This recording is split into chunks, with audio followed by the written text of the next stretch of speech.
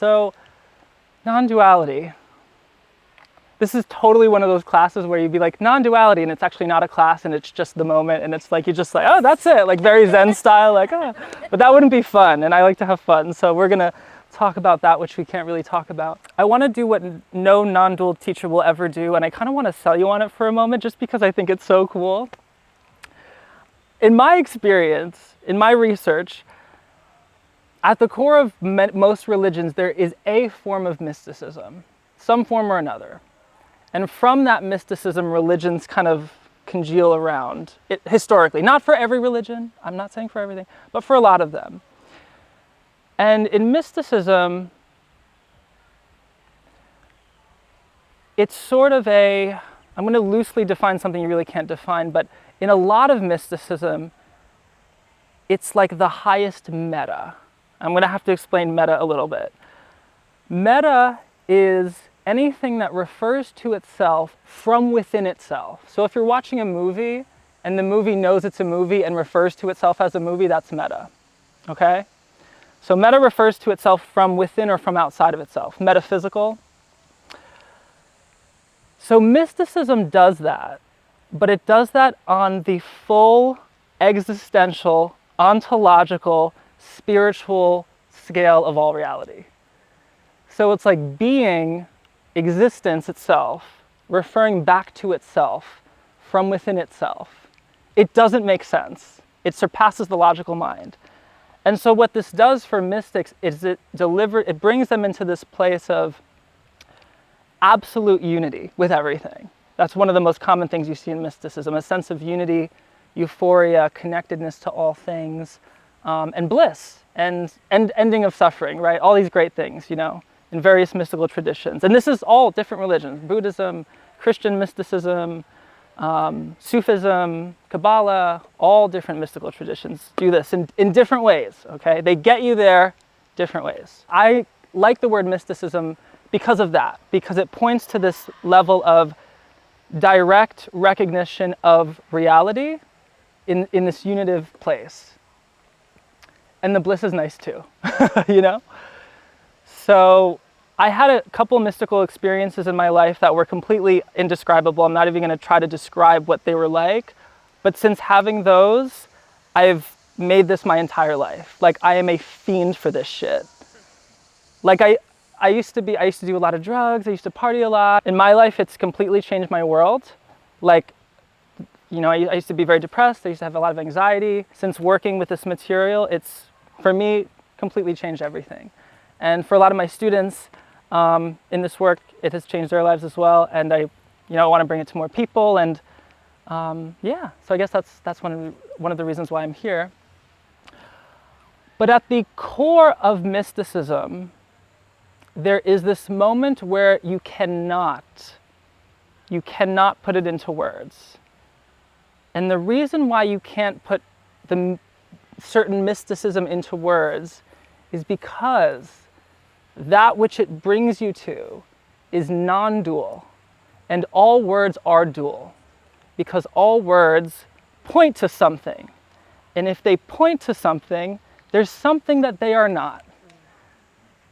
So I want you to really feel this with me right now, because I'm going to be harping on this for the next hour. This is the fundamental thing.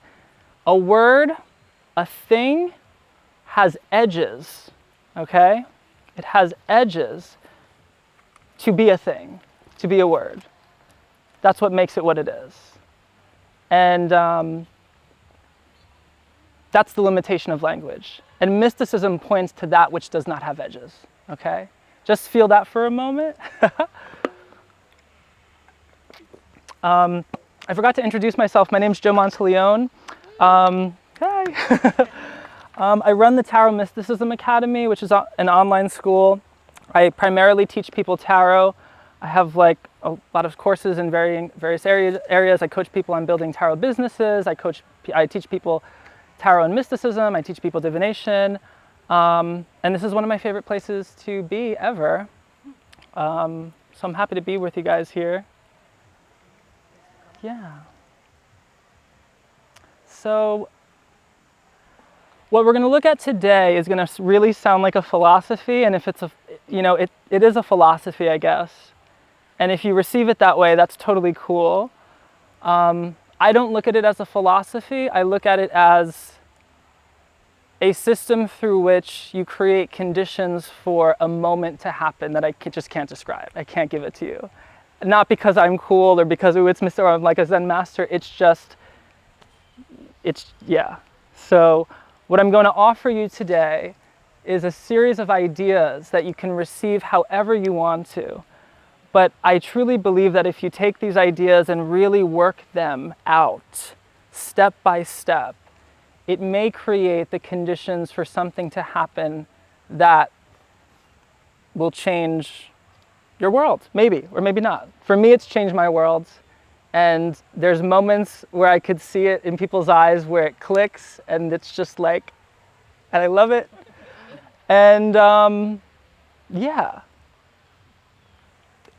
It's a very difficult thing to talk about, so I don't even know why I'm giving a class on it, but we're going to try. Everything I say is part of my BS. We all have one, a belief system, so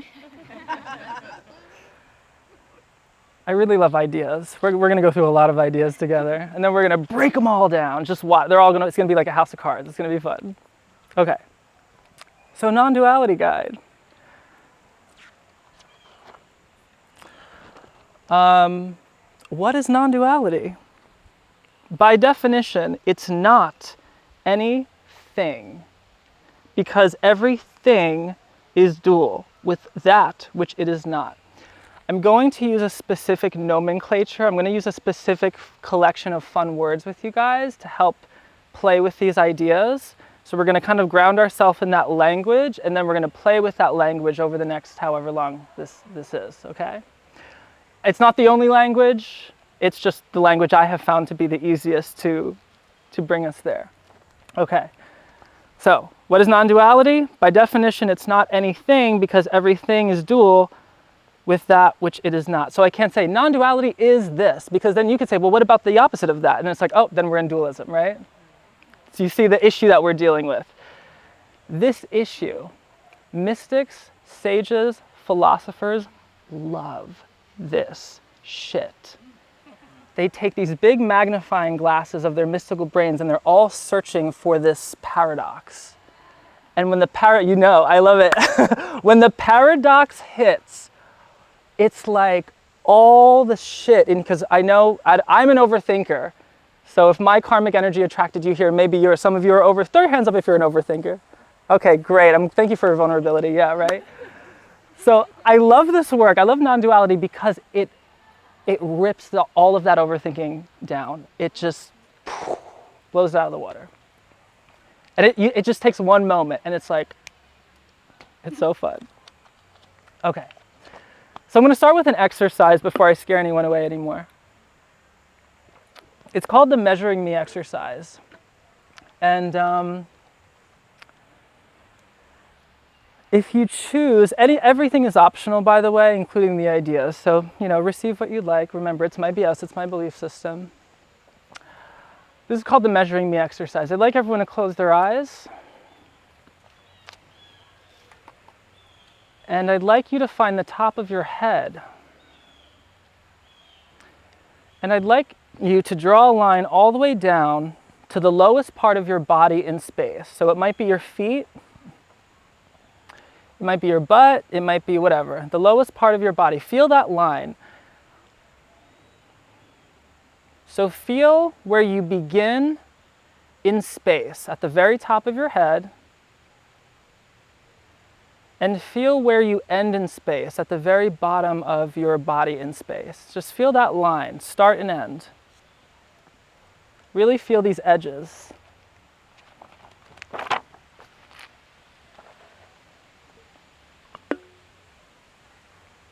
Now I'd like you to draw another line from the part of your body that is the farthest to the right. So maybe it's a shoulder or an elbow or whatever it is. Go to the farthest right point in your body and say, start here. Feel that beginning in the body. And I want you to draw a line from there to the farthest point to the left of your body. And feel that farthest point to the left and say, okay, this is where the body ends. Notice that beginning and ending.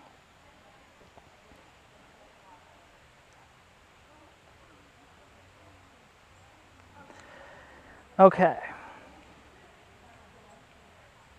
Now I want you to see if you can draw a line at the beginning of your consciousness to the end of your consciousness. And I'm going to give you like a minute or so to see if you can do that. See if you can draw a line from the beginning of your consciousness, the beginning of your awareness, to the end of your awareness.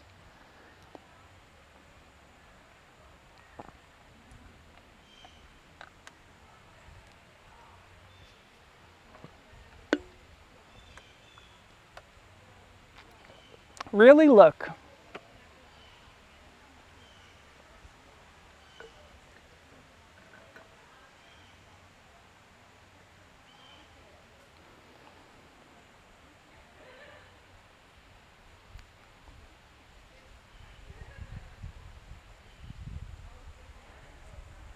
Now, I want you to look again. Did anyone find a beginning or ending of their consciousness? Throw your hands up if you did.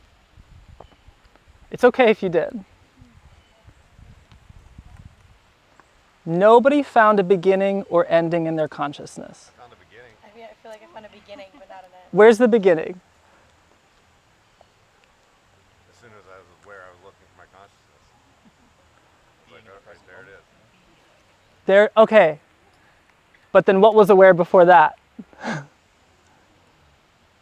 wasn't an awareness before that. But there was an awareness of the beginning of, oh, there's my consciousness. So my question is, what awareness brought you to this table? So can you compare it kind of to memory? To what? Memory? Memory? No, I'm really glad you brought that up. Different.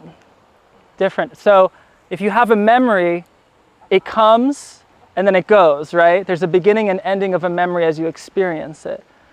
But your awareness of that, so you can be aware of something and then not be aware of that thing, right?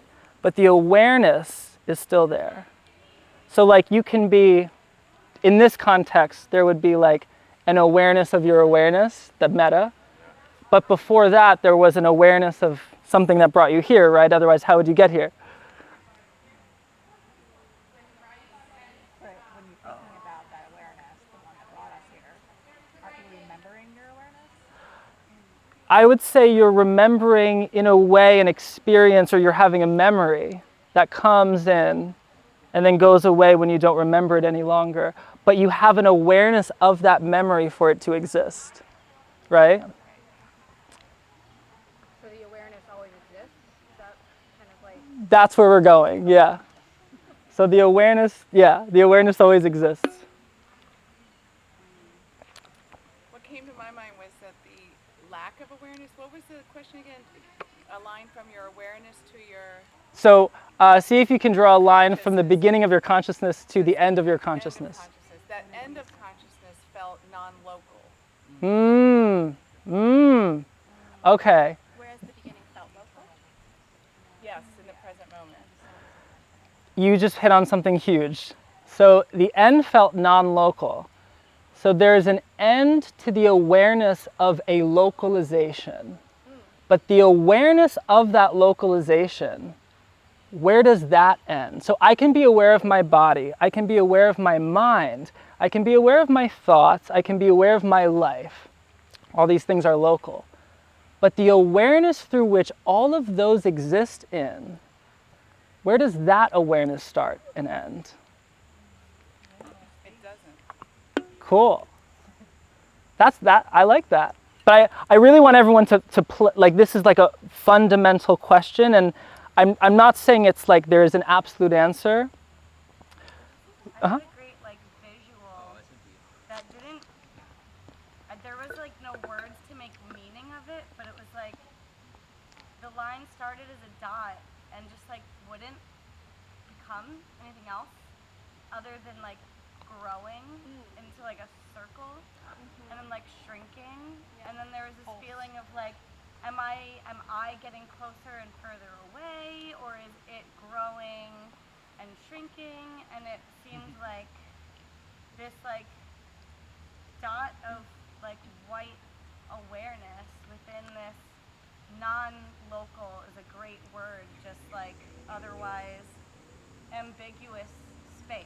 Yeah. And there was no way for me to determine whether I was anywhere or this thing I was noticing was anywhere, and how this shifting was even happening. I love that so much. I love that so much. I would play with that and say, okay, so in this beautiful experience, we have this growing like circle space. So we can ask, if we know it's a circle, we know that there's something that's not part of that circle that makes it a circle. And so because of that, we are aware of the circle, which in my mind says, the awareness goes beyond the circle. If it didn't go beyond the circle, how would we know it's a circle?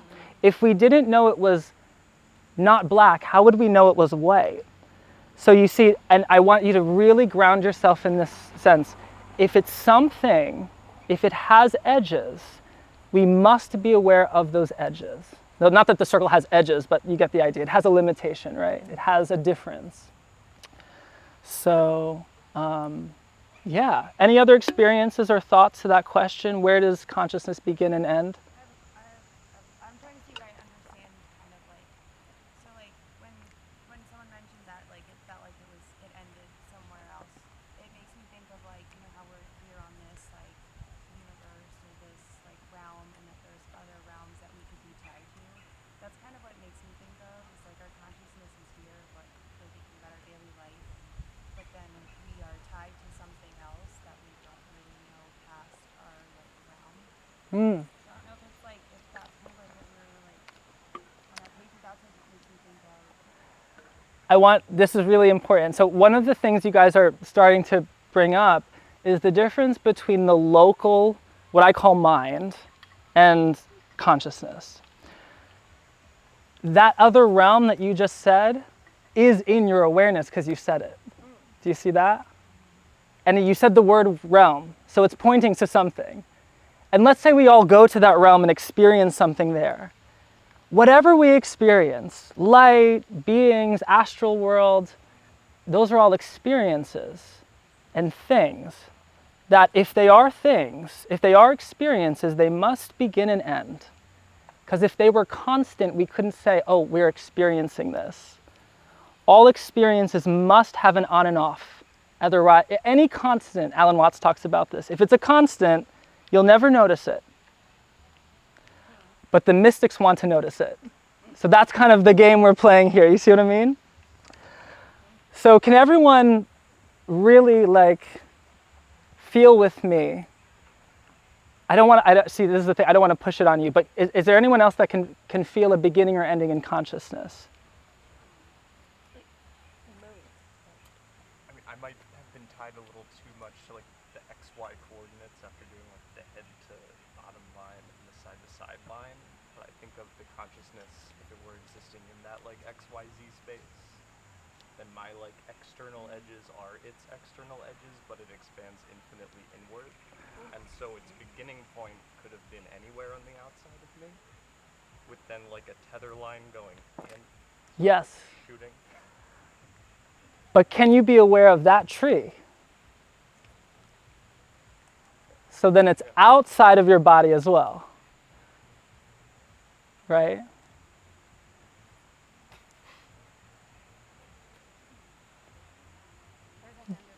Yeah, yeah. So, when you're speaking about consciousness, are we talking about it in a collective sense as well? So, not just our inner consciousness, but consciousness as a whole?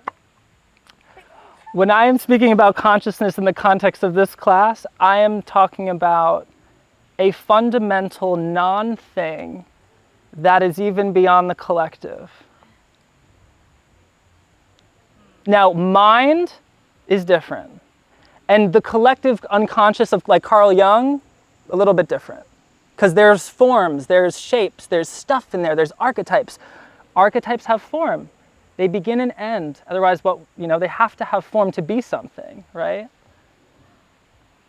They begin and end in meaning. They begin and end in significance and shape and experience. But all of those archetypes, all the collective like consciousness we experience, right? Any other? But with consciousness, then we're going to deal with dualities because the opposite of consciousness is unconsciousness. So why can't it just be infinite? So Why does there have to be a beginning? that's what I'm getting to. I in my experience, I believe consciousness is an infinite. Yeah. Yes, that's exactly. Yeah, I agree. I'm not saying y'all have to agree, but that's where we're kind of headed here. Yeah.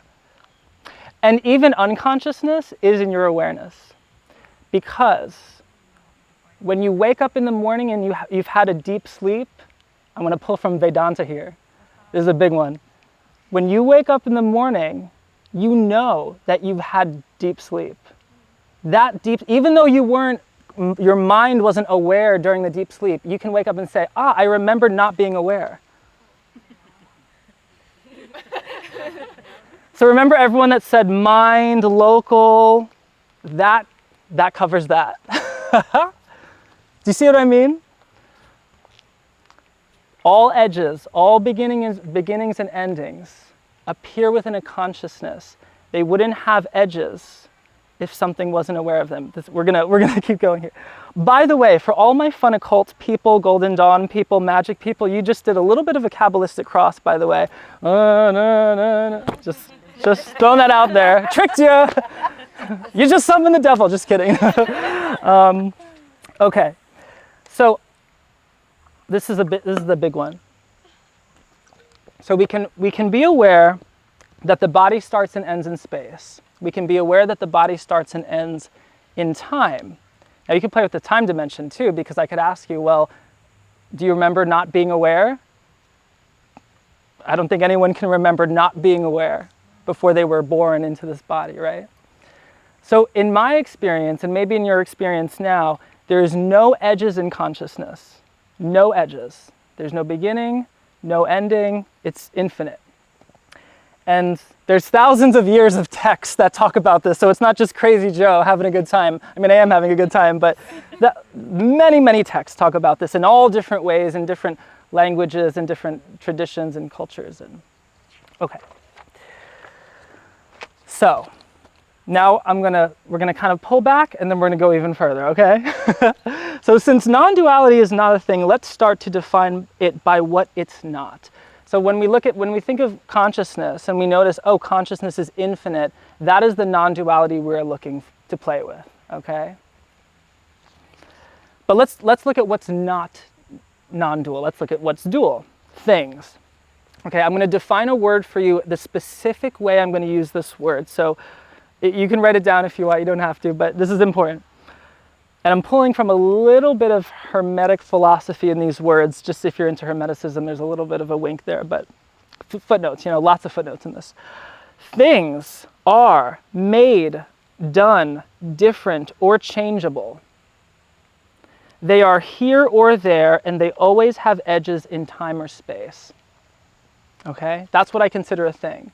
So a person is a thing, a feeling is a thing, a sensation is a thing. It always has, it's made, done, different, or changeable, here or there, always having edges in time or space. How do we feel with that? Focus mostly on the edges part. But like this was obviously made in a factory somewhere. It's different than this book. It's changeable if like somebody crushed it. It's here, it's not over there. Okay, all things have edges in this way. As you discovered, consciousness does not have edges. All things show up in consciousness. What else would give them their edges, right? That's a big one. We'll get to that in a little bit. Consciousness, as I'm using the word consciousness, I'm not talking about brain activity, I'm not talking about mind, I'm talking about, I just use the word consciousness because I don't know what else to use. And it's kind of not as difficult to receive as some other words, but awareness. Consciousness is not made, done, different, or changeable. It is both here and there. It simply is. So I could look into your eyes right now, and in my belief, we have the same consciousness. We're just looking at each other's bodies, but the consciousness is the same. It's a good exercise in empathy. Maybe, I don't know, a lot of people in the world could play with non-duality in this way. There's an ethical aspect of this too. It's not all just like mystical and crazy. It's like, oh no, we're like literally, this is the moment. Here we are together. Like, we have different minds, different thoughts, different experiences, different stories, same awareness. So consciousness is like the isness of all things. It's the is. That's another big point. For this reason, so consciousness is not made, done, different, or changeable. It is both here and there. It simply is. Remember, not mind, not local personal consciousness, the underlying awareness through which all this shows up. For this reason, consciousness can be called no thing. Try as you may, you will never find the edges of consciousness. You will never make it. You will never do it. You will never differentiate it or change it. It will always be both here and there in time and space or any dimension. You will never be able to point to something and say, that's consciousness, as a way to say that the pointer is not consciousness. You will never show consciousness outside of you being the one showing it. It's all inclusive. One package deal, everyone's here, nothing's excluded, right? So you can never point to it, right? This is why Zen is so like, aha, they don't even bother with all this stuff. They're just like straight to the point. And they do it in a brilliant, brilliant way, okay? Different, yeah. So by the way, is your concept of consciousness a thing? It's not a thing in the way that I define a thing. Because if it was a thing, it would need edges. It would be something we could point to. It would be something. The concept itself? Isn't a concept changeable? And A concept is a thing. right, that's Yeah, the oh. concept of consciousness is a thing. Yeah, well, there you go. Yes, even consciousness as I'm offering it to you now is a thing. And that's why we're going to have to rip this book up when we're done. But there's going to be an exercise we're going to do that potentially will create the conditions to have that paradoxical moment of how do we approach something that's not a thing, right? Because I'm using things to show you this non-thing. So there's always going to be a paradox, yes. And that is the paradox that mysticism is all about. Every tradition will find this paradox, and they have such a good time with it. It's so fun.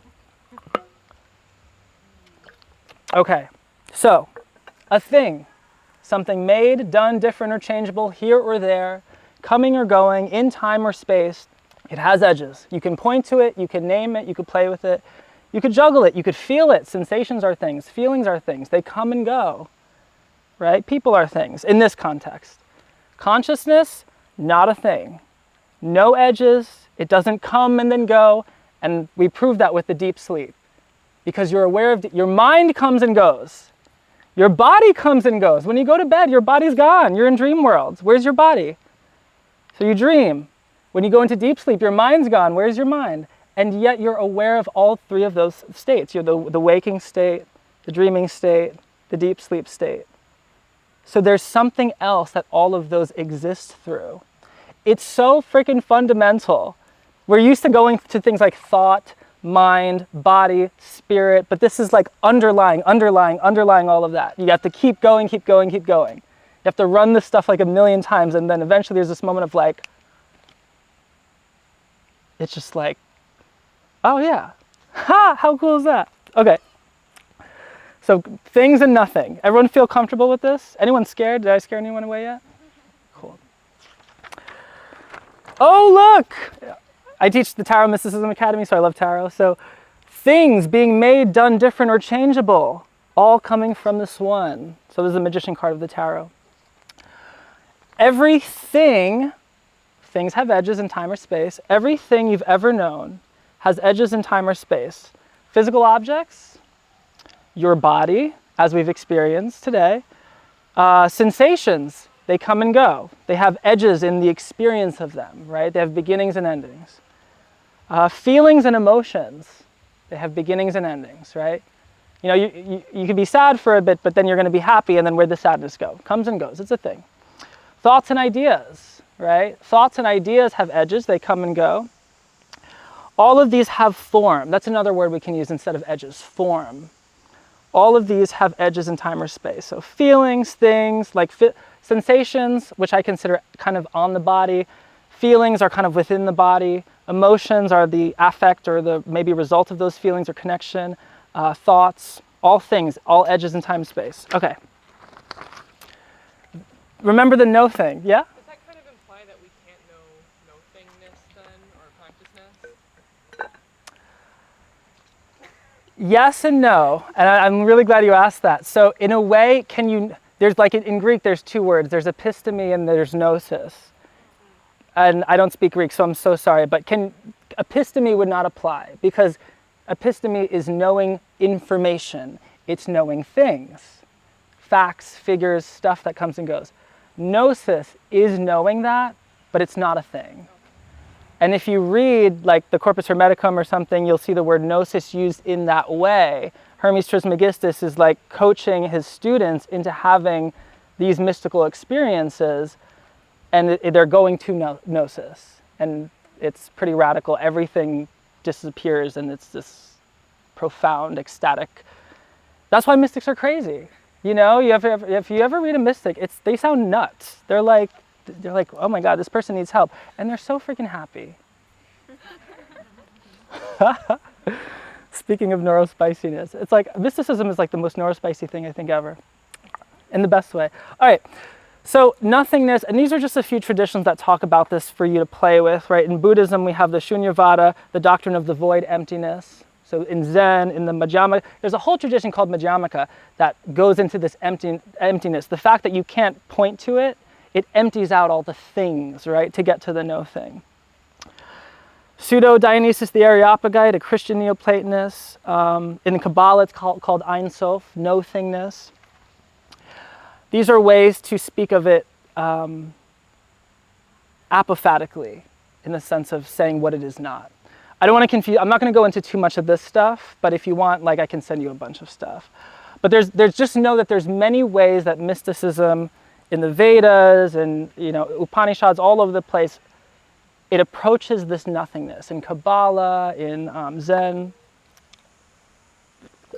Okay, so one way to approach this nothingness is through what I call radical ontological affirmations. I also call them mystical mic drops, okay? And there are many of them in various mystical literatures. I'm going to give you a few of them. The Mahavakyas of the Upanishads are probably, in my opinion, some of the most profound sayings ever. And what they do is they attempt to point you directly to that no-thingness, right? And so the most famous one is Tattvamasi, thou art that. And it's essentially saying, you are that. You are the consciousness. You are everything you're looking for, right? So it's not personal affirmations. Personal affirmations are, I am happy, I am strong, I am great, I am enough, those are great too. But all those are ideas. All those are qualities that come and go. What these do, these mystical mic drops, these radical ontological affirmations, these Mahavakyas, I'm going to list a couple of them, they point to your direct existence without anything else. And what I love about these so much is when they land, you don't have to worry about a fucking thing. It's the isn't. It's all there, all inclusive. There's nowhere you have to get. It's like, it's just so freaking cool. And again, there's thousands of traditions that are exploring this stuff, right? That have realized, oh, when I feel like I'm enough, it still won't be enough. When I have enough money, it won't be enough. When I'm happy, it won't be enough. They've done it. We have thousands of years of this, right? Ironically, the last time a lot of us were here in this space, we were healing the not enoughness. Yes, yeah, but in my other presentation, so this is so fun. So there's this like really fun like thing you could get at Kohl's that says I am enough, I am enough, I am enough, I am enough. And what that is like, you know, we have like 1500 years ago, we have Plotinus. He started Neoplatonism. He was a mystic philosopher. He says I am enough. He says the same thing, but in a way that will break down your very understanding of reality so that you have nothing to know but your enoughness. You will not, if you understand his philosophy, you will have nowhere to go but being enough. it takes the bottom card, the house of cards falls down, everything you've ever wanted, everything you were ever afraid of, he destroys it. And there you are. No matter what you can want to be not enough, you will be completely enough. It's so cool. And he does, like he brings you there. Plotinus, he started the Neoplatonic tradition in 500 CE or something. And he was hanging out probably with some Kabbalists, and he had some hermeticism behind him, he had some Platonism behind him, they had Pythagorean mysteries behind him. This stuff is like all over the world. People have been experiencing this forever, and they went there and they've built these traditions that take you step by step into knowing without a doubt, not you're enough because you say you are, because they prove logically, through meditation, there's so many different ways that. Yes, that's another way, yeah. It's like the cheat code way of the video game of like, and then it's like, oh my God, I'm enough. Now we'll see. There's a thing with that, but yes, totally. And you might argue that maybe all of these mystic traditions come out of psychedelic, or many of them potentially do, but yeah, totally. There's that too. But yeah, so, and just because I'm kind of a bit of a perennialist. That means I'm always looking for the perennial philosophy, the truth that underlies all different traditions and philosophies and cultures and mysticism. So I put this fun little map together here of various traditions from Kabbalah. This is Neoplatonism. This is Plotinus. We got Tantra in here. We got Upanishads in here. What this does is it draws a map from our experience of limitation to our intuition of infinite. And I know you all experienced that because we just did it. What did we do before? We found that we started and ended in space, but our consciousness didn't, right? We have an experience of limitation. I am born, I will die, I start here, I'm not over there, right? We have all these experiences of limitation. I'm not enough, all these things. And yet consciousness has no limitation, right? So what mysticism does, and what non-duality does, is it takes you from the feeling and experience of limitation to the direct apprehension of your own infinitude. Mysticism does this in various ways, contradicting ways, mind you. So you can't go to one school and then go to another school. It'll be totally different. Non-duality brings you there like this. It's like a teleportation device. So in the exercises that we may or may not get to later, it's kind of my goal. I want to zap somebody. My goal is to have someone have some sort of non-dual experience. That's my goal at least. Okay, so there's a technique called the unfolding technique that I would like to share with you. But it's kind of built on a technique that I want to share with you anyway, which is not super connected to non-duality, but I find has completely changed my world. So the technique is like this. Is there someone here that is feeling like there's something you want to work on emotionally or inside a block you want to get over that you're comfortable sharing with everyone? We'll do an exercise together. It will require a level of vulnerability, but if you're feeling it, no pressure. Yeah. So recently I've been dealing with a lot of loss and traumatic deaths in my family, and it has really kind of triggered me with almost everything. Is going to the store, getting my mail. It's just I kind of feel like at any second it's just going to be ripped away from me. So coming here, I'm kind of trying to remember how to be in my body, how to hear myself and listen to myself and listen to my consciousness and everything else that might also be around me that I haven't been able to detect at all because I've been in fight and flight for so long. Okay. For this technique, we're going to do it. There's like one technique we'll explore together, and then there's another technique that's going to be kind of like a postscript. That's going to be the non-duality portion at the end. The way I think it would be best to work in this setting is there a specific thing, like you said, getting your mail, like that?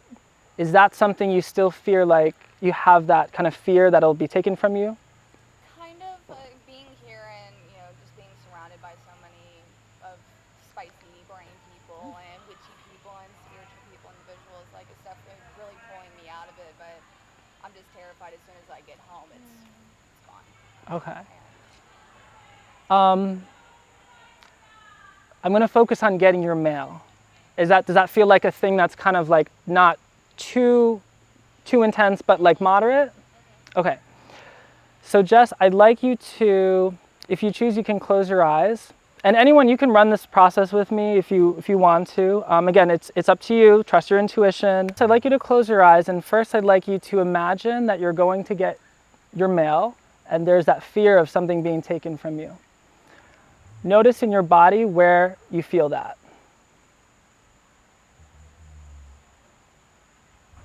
You found it? Okay, can you tell me where you feel that? Great, amazing. Now, stay there. I want you to bring your awareness to that place. Keep focusing on the sensation. Notice that it is a sensation that came on in time. Notice that it is a sensation in the space of your body. And notice that the awareness is not that, it goes beyond that space. Breathe into it. How intense is that feeling from 0 to 10? 10 being the worst, 0 being nothing. 3, 4. Great. Give it to me, but not enough to send me for the hills yet. Okay, great. So let's breathe into that. And again, anyone else can work on this with us if you want, or just connect to their own body. And just stay breathing into that. Keep your awareness on that feeling. Keep giving it your breath as well.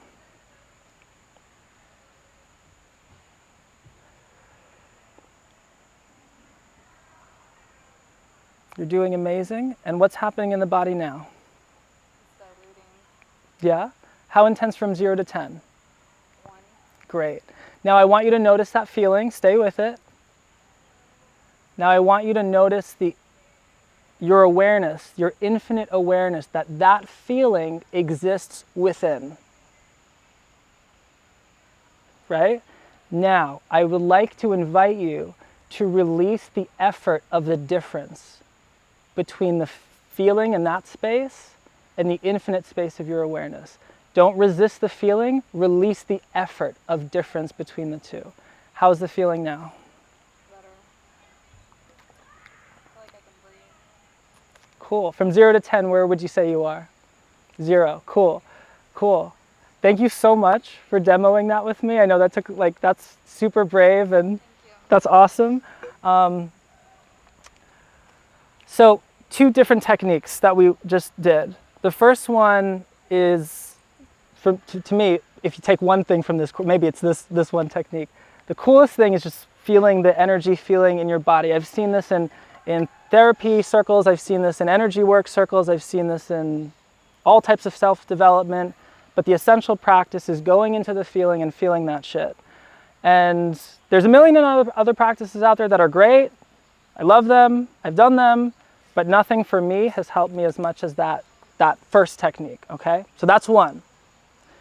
The technique after that is the non-dual understanding comes in. And this is what I want everyone, there's a lot of things I guess I want everyone to play with, but noticing that a feeling that comes up from life, from whatever, from triggers, from anything, always exists in the awareness of your consciousness. And the awareness of your consciousness, by what it is, by being awareness, always transcends the feeling.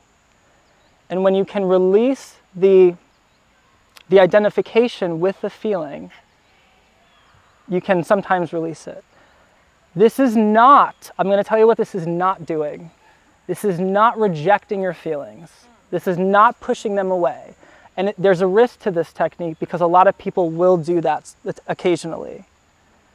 It's releasing the effort of the actual experience. It's hard to describe, but it's kind of like pulling away from the identification, right? So we've all, yes. So it's more of a surrender, right? So, I know that as being the observer, in mindfulness. Yes, being the observer, right? So there's the teachings of being the observer. You're not your body, you're the observer, right? You're not your thoughts, you're the observer. You're not your feelings, the observer. I'm really glad that you said that because I think that's going to connect everything. So all the things that I talk about are the body, the thoughts, the feelings, the forms that come and go. The observer is none of those. And anything must, by virtue of being a thing, have an observer. And the observer is not the thing, but the thing exists in the observer. That's the fundamental thing about this. Okay. All right. So, so the observer, in the way that I work with it, so you can say that you have a local consciousness observer, but that's not where I'm headed. I'm like, well, what's observing that local consciousness? And I use the word mind. So in Vedanta, for example, it's the difference between the chit and the chitta. Chit is consciousness, chitta is mind. Mind exists within consciousness. And we know that because we are aware of our dreams. So the mind is a thing? The mind is a thing, yes. It begins and ends. It begins when we wake up in the morning. No, it begins when we dream. It ends when the dream goes away and we're in deep sleep. It begins again when we wake up. We go throughout our day. When we go to sleep, it ends. If we go into deep sleep. If we go into dream, the mind is still there. See, this is a radical paradigm shift. It takes the whole floor of any philosophy and it turns it over, and then you have to rebuild. It's a very weird thing to talk about. And we're gonna go farther. Okay. Any questions before I keep going? So based on that, are you saying that the mind is measurable? Yeah, I'm not going to say scientifically, but in relationship to, yes. There, it is in this sense, yes, because you can measure it from when you're aware of, the mind is running when you're awake, and it's running when you're in dream, but then in deep sleep it's not running. So it has that beginning and end, so you could measure it in time in that way. We want to go into that deep sleep space. So, now this is another thing with this stuff. It's really, it's pretty intense stuff, you know? But why I love this so much is because where does the suffering happen? And the body, mind. Where does body go in dream world? Who the hell knows? Where does mind go in deep sleep? Who the hell knows? But both of those exist on this platform of awareness. And when we identify with awareness, no matter what the hell shows up in here or here, doesn't matter. And ironically, you use differentiation, the difference between the two. You use duality to bring the whatever this is. I am different. That feeling that I just went to a floor is different from my awareness of it. Yes. I'm differentiated Yes. by that. The duality brought the awareness of singularity. Yes. Or something. So most work that we do on ourselves is dual. It's I feel this way and I don't want to feel this way. It's I don't have this money, I want to have this money. It's I don't have these kinds of relationships, I want to have these relationships. The majority of work is on that level. This is the next level. Yeah. So what we're doing is we're teleporting over the layer of which I'm not saying to ignore, by the way. I acted what we did with processing the feeling, that is duality. It's let's process this feeling. Here's the feeling, it has a shape, it has a form, let's work on it. Now, when we get to the end, we can teleport on top. It's a whole nother level of work. It's so fun. How much of your life are you able to be there? It's a personal question. You know what I mean? I'm just wondering. So there's work we can do in practices and moments, but is it possible to exist? Fully there. Oh, you'd have to ask a Zen monk or a Swami. I gotta say, you'll have to ask Swami Sarvapriyananda, and even he wouldn't answer you. He would say, I'll never tell you. Is it possible, how do you get there? Is it possible to be there? I think so. I think that's what mystics do, but I think it takes a journey, and that's where I want to go. And that's where I want to go with people. So that's why I do this kind of stuff. And to tell you, for me, I meditate twice a day. I do a very specific meditation for non-duality. It's so weird to say it that way, and for me, my favorite parts of the day are when I do that meditation. Like in the morning and at night, when I get to, even if it's just a second or a minute, whatever, when I get to that non-place, it's like, I can't even describe it. It's just like, it's not even, it's like not bliss, because bliss is a thing. If you say, oh, it's bliss, it's like, oh, that sounds fun, I want to, no, it's like, I don't know. But that's just my personal experience, but yeah. So, yeah. Does anyone have any questions before I play with you guys a little bit more? On the topic of sort of incorporating this into daily life, I find that sometimes you'll get to those more Zen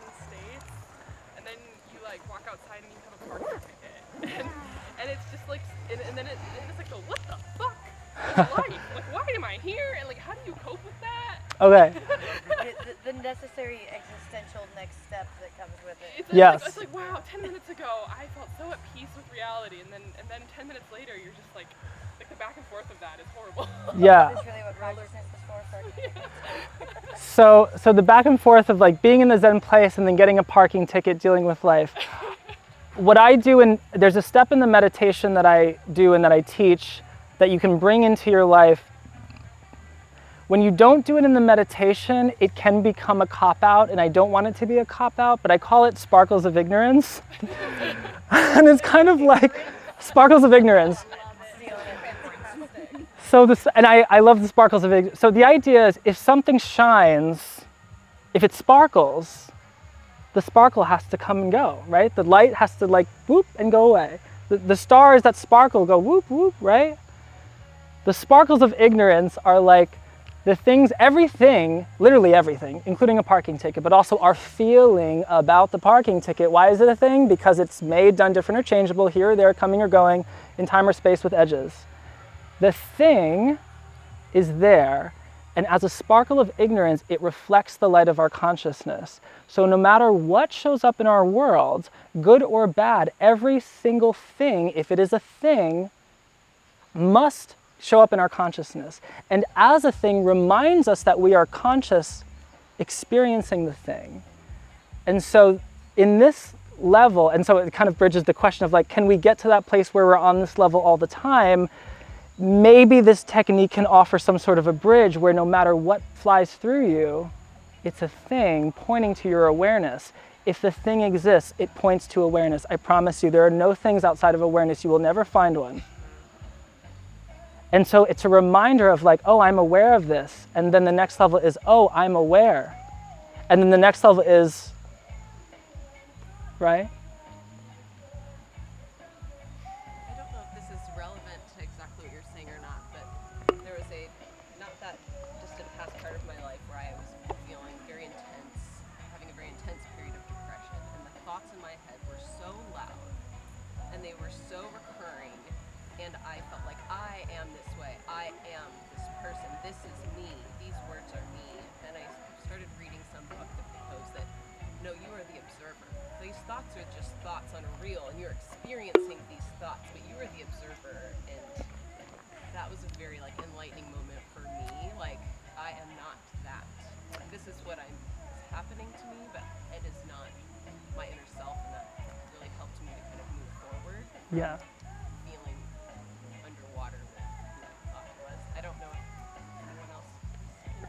That's it. That's it. So that's exactly what we're looking at here. And if you can stay in the observer, I promise, well, I can't promise you, I'm not a doctor. I believe that if you can stay in the observer, nothing will touch you. You won't blink. That's the art of this stuff. Observer, I'm going to put it over. Observer is no thing, because everything's show up to an observer. No thing. There's no edges in being an observer. This is not mind, it's consciousness. Things, depression, thoughts, feelings, anxieties, I've had them all, right? Love them, don't love them. But like they come to they pass by the observer. Yeah, Can I just say something real quick? I want to just support your promise because I am a licensed therapist and it's acceptance and commitment therapy, which is all about this. There's science. If you do this, it will relieve your suffering. Yes, we got the therapist okay. All right, we got the therapist okay. It will relieve your... Yes, woo! I'm so happy to hear that. Thank you. Sorry to interrupt you. It's totally fine. I was going to speak on the yoga philosophy where there's the idea that we have these koshas, these sheaths that separate us, and even when you get into the bliss body, even just being aware of the bliss that you are connected to that one consciousness, you are still separated because you're still being aware of the blissfulness that you're experiencing by realizing that you are not separate. So it gets to that paradox of like, you're still in this sheath of separation, even when you are observing the reality that you're not separate. Yes. That is the place where the mystics love to hop. She's talking about the koshas in Vedic philosophy, and in the Taittiriya Upanishad we have an Annamaya kosha, Pranamaya kosha, Manomaya kosha, all these koshas, these sheaths, these containers of ourselves. We're like Russian dolls. And when you like pull off one and then you go inward and inward, or actually it would be more like outward, but yeah, so it's like you keep going. What this work does with non-duality is it attempts to teleport you. So it's like when you realize, oh, I'm not the body, then you're like, okay, I must be the mind. Then you realize, wait, I'm not the mind because my mind turns on and off in dream, right? If I'm not the mind, what am I? Oh, I'm this energy or something. And then you just keep going. If I'm not, and then you would say, like, if you say, I'm the observer, and then what I would say is, well, who's observing that? And then we go into the arena of infinite loops, and that is the Ouroboros. Hello alchemy, hello paradox, mystical, it's so good. It can also drive you nuts, so be careful, but you know. But yes, the koshas definitely. Did you say tantra on that chart? A couple ideas, so like tantra has like these, the system is like the vastu, the deha, the chitta, the prana, the shunya, the chit. They're just different levels of what we are. You know, yeah, there's some kabbalah, there's Neoplatonism, there's some tantra. Not tantra in like, let's get freaky tantra, like neo-tantra, like it's a different. Or like actual tantra before it got freaky, like the real traditional tantra. Yeah, I want to go through these 5. I know it's a lot of information, and I won't, if anyone feels like they need to leave or like whatever, you're more than welcome. Please don't feel like you're a hostage, but I do want to go into 5 steps into the non-dual understanding, which will kind of review the ideas we've been playing with, but it will give you a systematic way to go there, like in your own time if you want to sit and kind of look at stuff. So I would recommend, if you can download this for free, or if you want to take notes, you totally can. But these are like 5 steps you can play with to kind of go a little bit further. Okay. So 5 steps to the non-dual understanding. Number 1 is recognize what a thing is. A thing is done different, or changeable with edges in time or space, and no thing is awareness, okay? That's kind of the fundamental thing of all of this. Other nomenclature we can play with is observer and observed. Now you have to be careful with observer sometimes, because that can go into a yogic paradigm, which observer and observed both cancel each other out, but that's a little bit of a different thing. It's related, but it's a different method. This is more of a jnana yoga, like knowledge. Let's think about it to get there. Okay, so we did that, right? We're feeling good with thing versus no thing. Anyone have any questions on thing versus no thing? So, when this class is over and people walk this way, there's going to be trees that come by you. You're going to sense the tree, like the trees are going to pass by your vision. Those are things. When you go to sleep, you know, you're going to have a dream, things passing by you in the dream. You have thoughts passing by you throughout the day. All these are things, right? You have to ask, what are all of these showing up in? And for all of these things to exist, there must be you literally, but also everyone, the whole, awareness of them. So the observer is the awareness of anything that exists. And so the idea is, the next step we're going to go to is, if it exists, it must exist in awareness. Now this is going to take a little bit of time to play with, so maybe I'll go there and maybe it'll kind of help. So this is the big next step. Recognize that all things exist in and because of awareness. And I'm going to quote the non-dualist Rupert Spira for this, because he's just like, he's so peaceful, but he knocks down a whole paradigm with this. Ready? We mostly live in a world that says we live in matter, and matter is real, and we don't really know what mind is, but matter is real. And there's one world with all of these different consciousnesses, right? All of these different points of views. And everything is matter, right? Material reductionism, post-enlightenment, that's kind of the vibe, at least in the US, where we are right now. But Rupert Spira says, I'm going to quote one of his videos. He says, "There is not a shred of evidence of matter outside of awareness." You will never find matter outside of awareness. That one got me. What? That one got me. In the way that some people use the term observer, that's more of a practical exercise of being the observer. But I would say you can drop that specific word and just, you can replace it with consciousness, awareness, yeah. Observer is just an easy way to kind of help people bring it into their own, like, more like, yeah, experience. Can you repeat, you'll never find things outside of? You'll never find a thing outside of awareness. Okay. Now I want to bring up a very important objection here that maybe somebody is here thinking about. It's a common one, and it says, but Joe, many things exist that I'm not aware of. But remember, not about mind. You will be aware of things that I'm not aware of. But both things that we are ever aware of will show up in awareness. So the formula is, and this is a big one, this is a big step, but I really love this.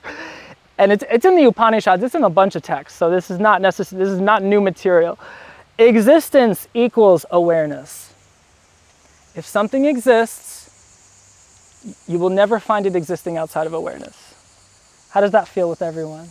Does anyone have any objections to that? And you can totally have objections. It's like, I don't want to like press this philosophy on you. The way this works is you have to object. Well, if you have objections, you go into them, and then you kind of like work them out as they come. Can you say it again? Existence equals awareness. Does that mean everything has, like, a knowing of itself? Like a tree knows itself of... Not, yeah, possibly, but the tree that you just said is in your awareness. Yes.